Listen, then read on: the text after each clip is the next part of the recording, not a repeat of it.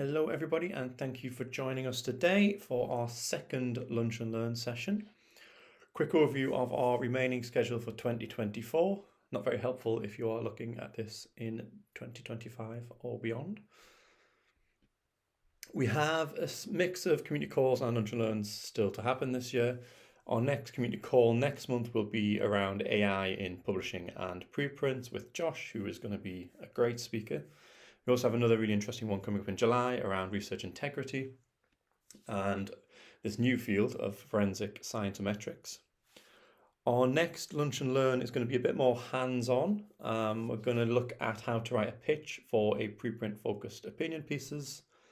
And to do that, we're going to rely on some pieces we've actually written. And we'll walk you through the pitches that were used to actually get those accepted. As usual, if you do have feedback, please do leave feedback for us using the form that's linked out here. It's very helpful for me in particular to know whether or not you enjoy the sessions we are doing and if there's anything we can do that is different or that you would like to see. There's a couple of community calls upcoming that have not yet been confirmed, but the topics here I think are fairly fixed at this point. So it's just speakers to confirm. However, today we are going to be talking about Robert Maxwell. Particularly his impact on scientific publishing. If you do have any questions about anything we talk about today, you can find me all over the place as usual. You can also email me, or you can get in contact with ASAP Bio in all of the social places too. The other thing you can do, of course, is leave comments down below on YouTube, and I will try, if there are questions, to get back to those as they appear. As a point to clarify before we start today, I am focusing on the academic publishing side of things with Robert Maxwell. We are not going to talk about all of the other things that you could spend a good few hours talking about in terms of Robert Maxwell, but I will link out to some really useful places if you wanted to learn more about who he was as a man beyond just academic publishing, because he is a very, very interesting, let's just put it that way, as a person to read up on.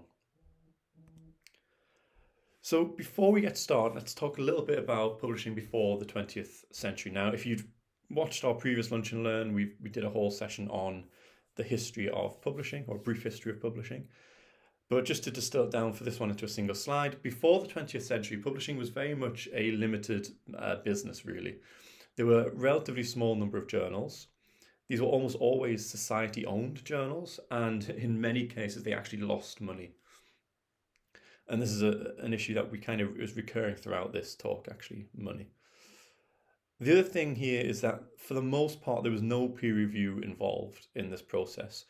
There was definitely no peer review in the sense that you would think of peer review if I was to talk about it now, although there are various versions of that, as we spoke about in our last session.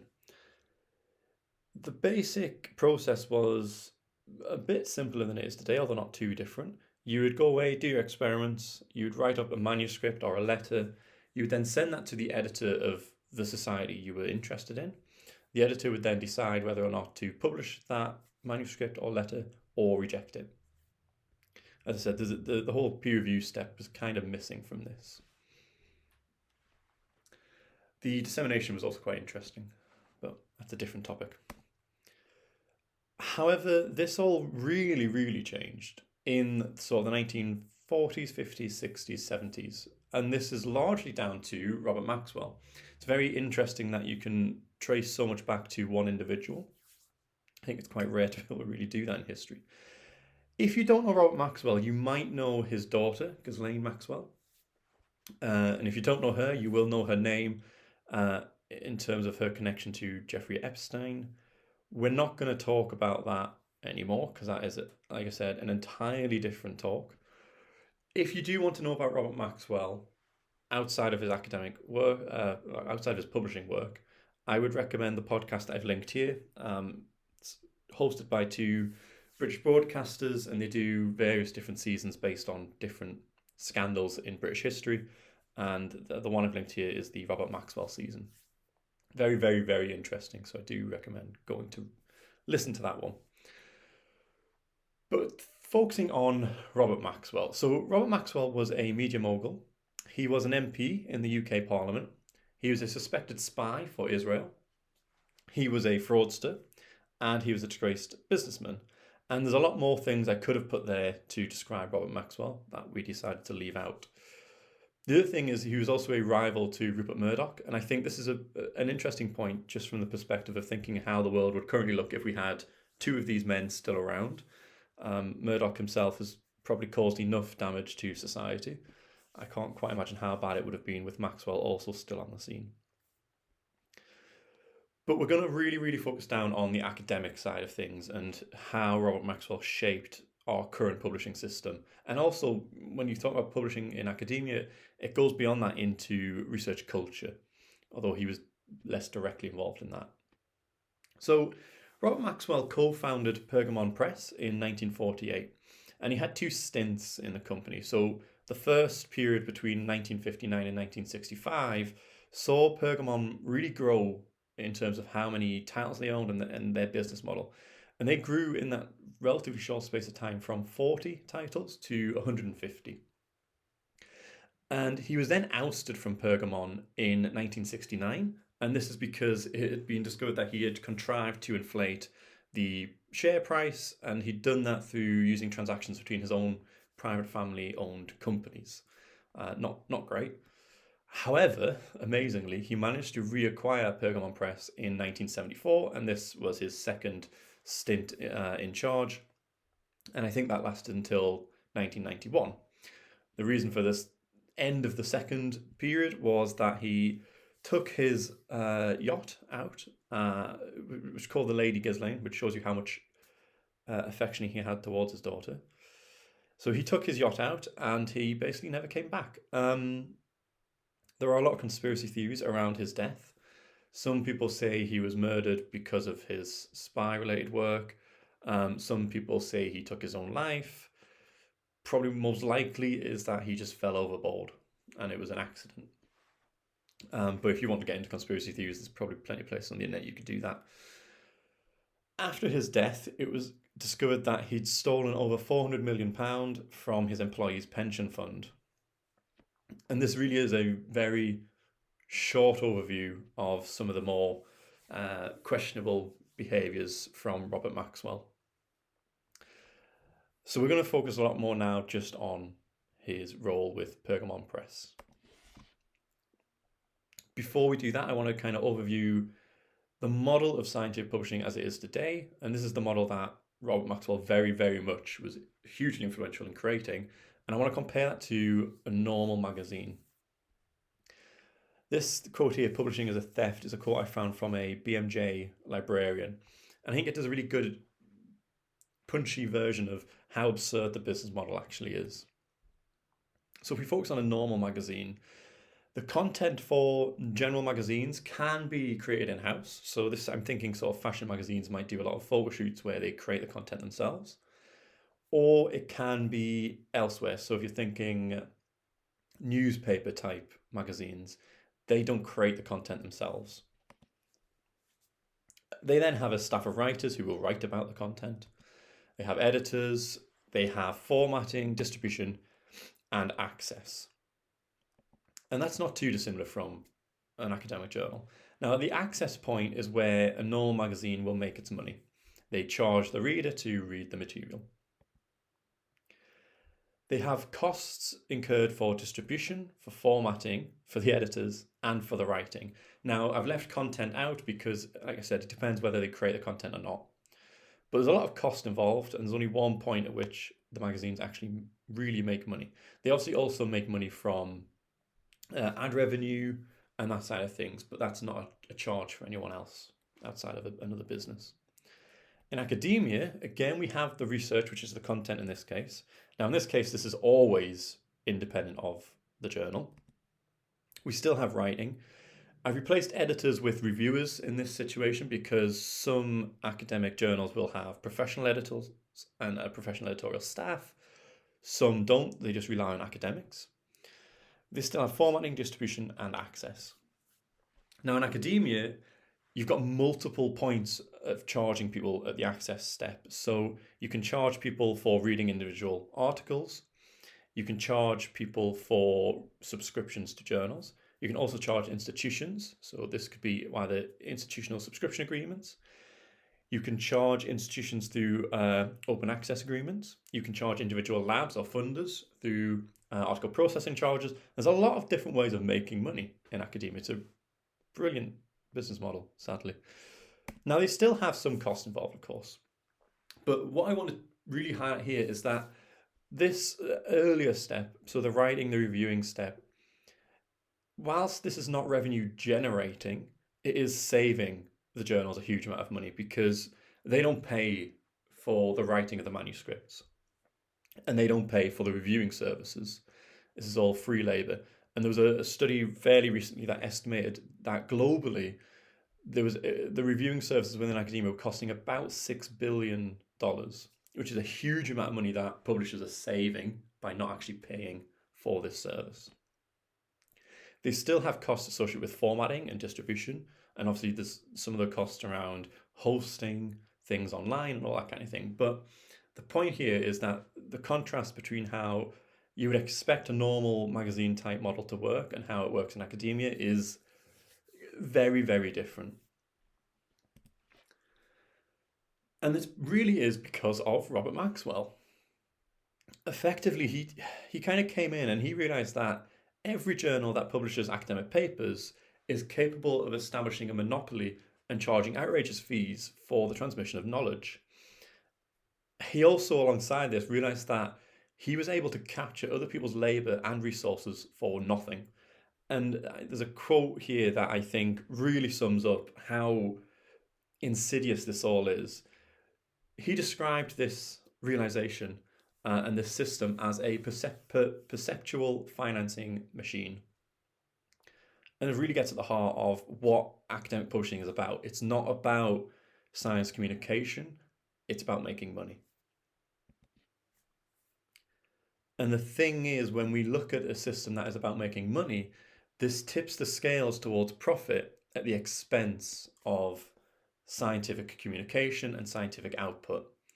And this is fine if it's not a business model that is all about, or not a system that is about advancing society, which is what science is. We're here to share knowledge and move society forward.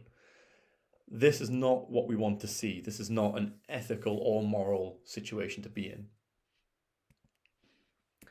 So how did he actually go about doing this? This is the other thing that I find quite insidious about how this all started. Robert Maxwell took high-profile scientists out on lavish trips. He took them for fancy dinners. Essentially, he wined and dined high-profile scientists in order to get them to become editors and become members of boards for journals that he was setting up. The other thing he did that was very smart is he tapped into the ego that a lot of scientists have. And so you often see journals that are called the International Journal of whatever. And the reason you see so many of these is because this was apparently one of Maxwell's favorite prefixes to use. And the reason behind that is that it makes you feel more prestigious if you've got your journal, if you've got an article in the International Journal of, it just feels a little bit better than just getting into the Journal of. And I just want to really emphasize that the brilliance that he brings forward here is that scientific publishing really is a market that is unlike any other because there's this ceaseless growth of demand. And alongside that, almost ceaseless free labor. And as much as this is an awful situation to be in, you can't not acknowledge how brilliant of an insight this is to set up a business model that works like this. From a business perspective, it really is just brilliant. Terrible, but smart. So what was the impact of Robert Maxwell? Well, I'm going to break this down to a few different versions here, but if you look at the revenue generated, academia sits somewhere in between the music industry and the movie industry in terms of the revenue, which is, to me, absolutely insane. It's estimated to be worth over $20 billion. And currently, there are over 30,000 different journals. That estimate varies a lot. I saw one that was over 45,000 journals. It's a hard number to actually really hone in on. I think over 30 to 35,000 is probably the correct number at the moment. And this grows every year. We don't seem to shrink. We just get more and more journals. And when you look at the profit margins, it's amazing where academia sits. So this is Walmart. This is still healthy profit margins, but it's relatively low. Google makes a little bit more. Microsoft makes a fair bit more than Google does, and Apple peaks out Microsoft just a little bit. But academia really does sit almost uniquely outside of all of this. So the academic profit margins for the big five publishers can be up to 40%. And you really, really don't see that in normal businesses. The other thing that I think we can trace back to Robert Maxwell is this trap that scientists have not fallen into, we've willingly walked into. And this is effectively the incentive here is to publish as much as possible because that means more profit. This is why we have over 30,000 journals. Not because it serves the scientific community to have that many, but because more means more profit. And this is not in the interests of science, society, or scientists doing the work. The other thing is that in this business model, correcting the record is not necessarily in the publisher's best interests. If you have journal titles where academics are not happy with the quality, that leads to people posting less work in those journals. And we've seen that happen recently with some titles where the journal brand has been retired, but the journals themselves have still existed, which highlights a separate issue. The other thing is that high quality science is not necessarily in the publisher's interests. They want volume, not quality. And the big problem here is that there's no pressure to change because this is a monopolized system and the audience is a very captive and obedient audience. And that's because we are stuck in a situation where, as researchers, we can't just suddenly decide not to post our work in certain journals because that's how we are still assessed largely, this is really where the trap lies. And what has happened, these are just two examples, but we found ourselves in a situation where the traditional publishers effectively own every part of the life cycle stage in research. So they control the discovery steps right through to the assessment steps. Controlling the assessment steps is where it really hurts academics in terms of research culture. But in my mind, to change this, it's the publication step we need to break free of. Because if we break free of the publication step, it breaks this whole chain into, it makes it a less effective monopoly. And if we break out the publication step, we can then change the assessments. We can worry about all these other bits in a much better way, and we can reframe things in a different way. For example, you post preprints and then you separate that out from the peer review step, and suddenly you've now got a different way of assessing work and assessing researchers. It's no longer tied to the journal name, which is hugely problematic, as we all know. But this is the current system, and it might feel a little bit harsh saying some of these things as I have here, but it is just unfortunately true. This is how we've found ourselves. So what about looking beyond Maxwell? So I want to focus on the open access movement a little bit because, as I said, the incentive here is to publish as much as possible, which is more profit. And open access, I feel, has kind of been co-opted by publishers. And they've done this in the form of article processing charges and open access agreements. And they've done this because publishers' incentive is to protect their profit margins. Like I said, it's almost unheard of for a business to have 40% profit margins. So no business is going to risk that level.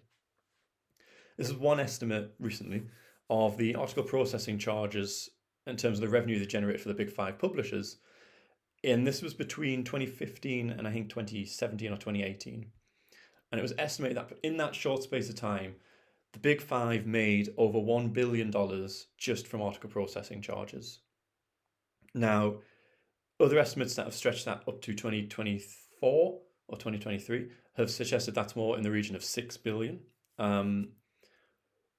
Whatever the real number is, it is going to be higher than 1 billion because the article processing charges have really ramped up after this period that was looked at.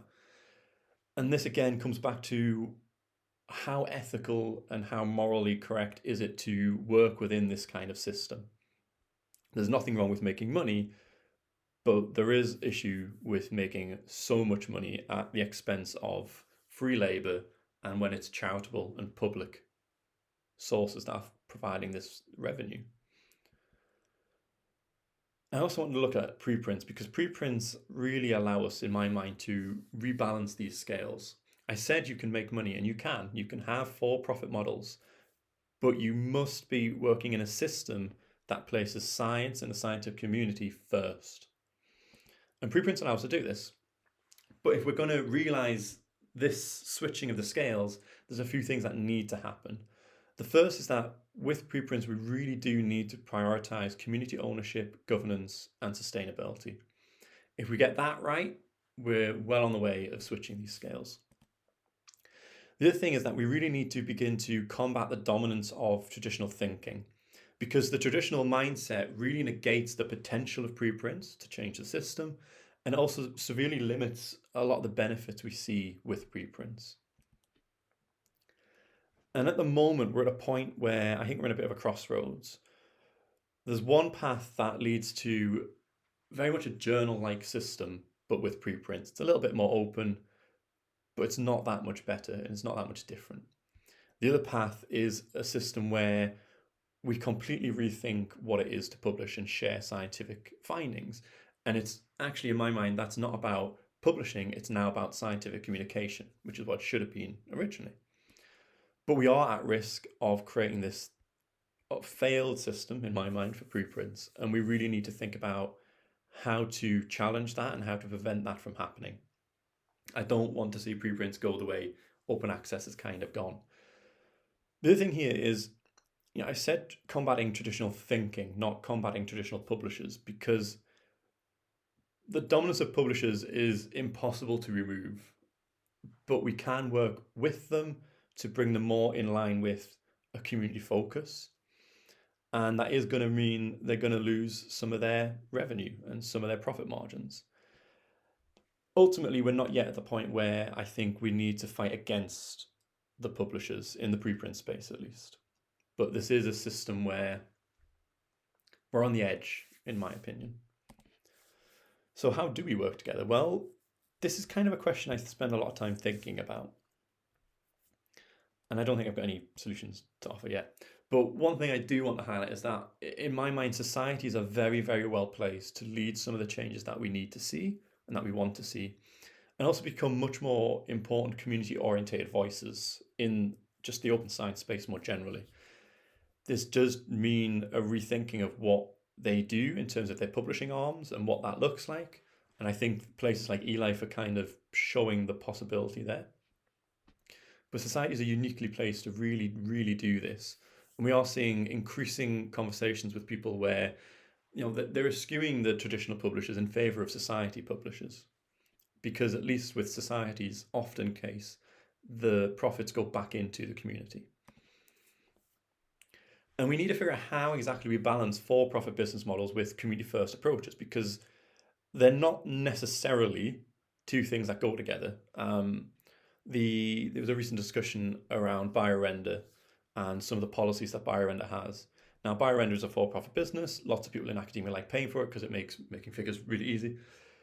But if they don't have policies that work for the community, people aren't going to pay for that service. You've got to balance those two things as best as you can. And maybe it's not even a balance, because actually the community first really does come first. It has to be the more important priority there. The other thing is, how do we ensure we create a system that is more morally acceptable and ethical than what we currently have? And this is a real challenge when we're not building a system from scratch. And we can't just burn it down and start again either. We have to work with what we've got and within the constraints of what we have. And it's a huge challenge to do this. This is why we exist, if anyone's listening to fund us. The other thing here is we're still very much in an experimental phase, not just with preprint servers, but with sustainability, governance, business models, peer review. it's all in flux, and that's really, really exciting because it means we can do everything. We can do things that don't ultimately work, but we learn from, and we can do things that do kind of work and we can learn from. And eventually, we can put all these things together and create a system that works brilliantly. But it's really important to not forget that this is also experimental. Peer review in particular, people like to say it's been around forever. It's been around since the 1970s in its current form. It's still new and it's already very clearly documented to have failed in its current form. So it's time to move on and do a different experiment. So that should have been 30 minutes, if I stuck to time, on Robert Maxwell and his impact on the scientific publishing industry. If you do want to keep up with what we're doing, you can subscribe to our newsletter here. And as I said, please do leave some feedback because it's incredibly helpful for me and for the future of these sessions. If you do have questions, drop them in the chat below and I will do what I can to answer those. Thank you.